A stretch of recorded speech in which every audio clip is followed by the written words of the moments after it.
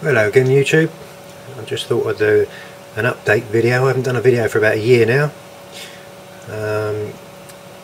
About a year ago I put a couple of graphics cards in. They're the XXX 850s in Crossfire. I'll just go around the rig a little bit. There's the new graphics cards. XXX. They're the XXX Edition, which are slightly overclocked to an 800 MHz rather than the 775.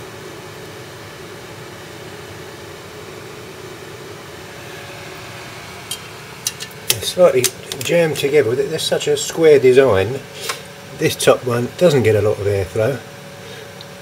It's got to seep through there somehow. The temperatures aren't brilliant, but I haven't really come across any problems with gaming, so I haven't done anything about it really.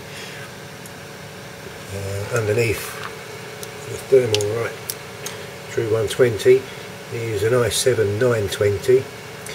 It's the CO step-in, one of the first. This rig's about 4 years old now. It's got 6 gig of the Corsair RAM, 1600. It's in an NTEC 900 case. It's got all the stock NTEC 900 fans in it still, which are still running okay 4 years later. This back one I think is running slightly slower than it used to, but the LEDs are all still working. I custom put switches in the front here which control the fans, so you've got 3 speed fans, and I put a custom switch in here to match, which turns on and off the cathodes.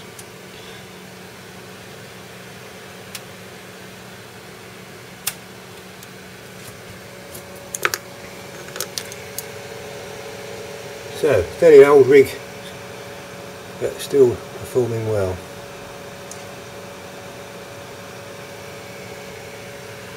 What I'll do now is, it was about a year ago that I put these cards in.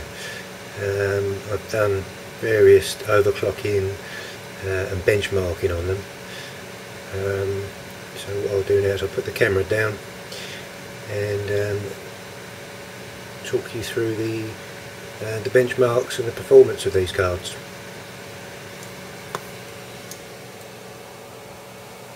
Right, back again. Just to go through a bit of the history of my rig. Previously I had an HD 48701 GB, and 4 years ago that was the fastest AMD card at the time, the single GPU, and it was competing with the GTX 260, but the 4870 worked out very similar in performance, but it was a fair bit cheaper, so obviously I went for that choice. It come to about a year ago when I noticed on Just Cause 2 I couldn't max out all the settings for the 4870, and also DirectX 11 had come out, so I was wanting to upgrade something with DirectX 11 and a bit more power. The things I was looking at the time was the GTX 560 Ti, which was a popular card, but then I also looked at the 6850 Crossfire. Now, I checked out an NTEC, which is a brilliant website for comparing graphics cards and their performances, and comparing the two. At the time, the GTX I could get for 180 plus delivery, and the 6850s were £100 each including delivery, so there's not a lot of price difference, about £10–15 price difference in the two. So looking through an NTEC, the type of games I like to play is Battlefield or Dirt or Mass Effect, and looking at these results, the Crossfire 6850s for the extra £10–15 look worth the money, so that's what I chose. This is 3D Mark 11. So there we've got 6,614 3D marks. This is all at stock. So although I've got the XXX Edition graphics cards, they come with a slight overclock of 800 MHz rather than the 775. There you have it. I've got an Intel i7-920. So that was 6,614 3D marks. Putting me in a common category here. It's all changed since I've done it the first time. And there was obviously less people had put in their results. Here's another section of the score where I overclocked the processor as well as the graphics card. Got a P score of 7325 3D marks. Gained a category here. The processor was clocked at 3.6 GHz, and although it doesn't come up in here, the memory clock was 1100 I think, and the core clock was 850, which you should be able to get very easily with the AMD software, which comes, the overclocking software comes inside that, and that will take you up to 850. So every card, every 6850 should be able to achieve this with no problems. I wanted to overclock it a bit more. At the time, there was another character with only 25 people in it,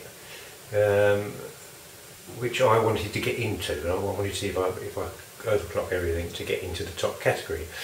As I said, since then it's all changed. This is the highest overclock I got, which at the time made me in the top 25. But obviously people have entered since and done some serious overclocking, and they're doing pretty well. So this is the 8,000 to 9,000 point scores here, which I don't quite get because I've got 7,857 3D marks. So I need another 143 marks, which I might try and get, do a bit more overclocking. As I say, I've done this a year ago, and try and get in this top tier here. That was with the processor clocked at 3.9 GHz, which is not bad for my i7-920, seeing it is literally one of the first, which is the CO stepping rather than the DO stepping. And I don't think I can get it much more higher than that. The DOs or the i7-930s, they all seem to hit the 4 GHz mark quite easily. But 3.9 I think is my limit on this one.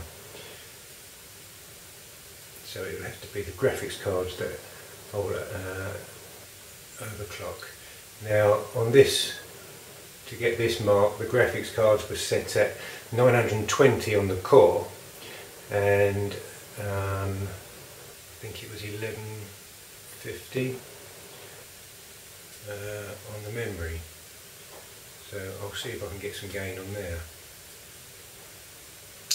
But overall I was quite happy with the results.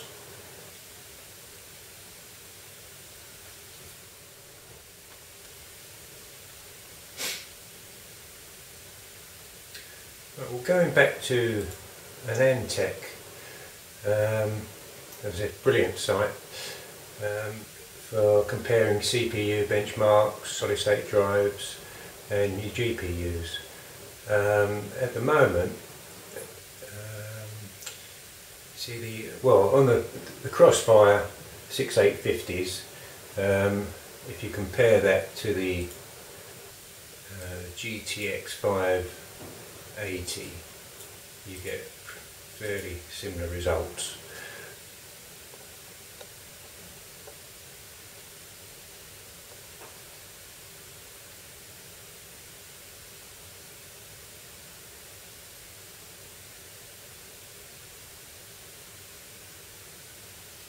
That's a bit of a comparison there of what the sort of 6850 Crossfires do.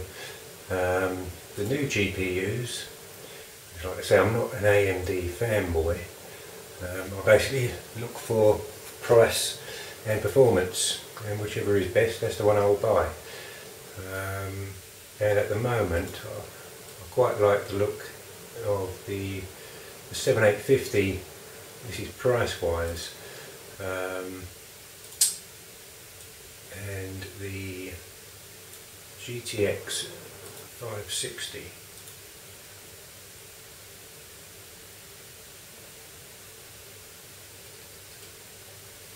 Now, as you can see, the 7850 is the blue. Oh no, sorry, the GTX 660. 560, the 660. Well, that doesn't look right. Yeah, so the 7850 is the blue, and the black is the GTX 660.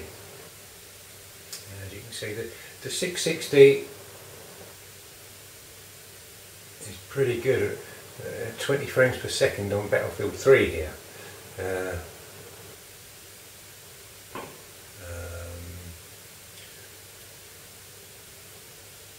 Quite a bit better. And seeing as the 7850 2GB you can get for around £150 at the moment, I think the GTX 660 you can get for not much more. It's definitely lower than 180, probably 170, something like that. And for the price difference to the performance increase, I think it would be well worth it. So I'm not up for an upgrade at the moment, but that is the card of my choice at the moment. For the price, you're getting very good performance for your money. And I know that the GTX 660 to a TI version, and a lot of people will buy that because it's got TI written on it. Simply so they can say to their friends, I have the TI, which I'm not into. I go for price and performance. The difference in price to the performance of the TI is quite substantial. You're talking another 50, I think 50 to 60 pounds difference, which, to be honest, for the increase in performance, I don't think it's worth it. So, money for performance, I would go for the GTX 660 at the moment. That's just my personal view. If you disagree, please comment.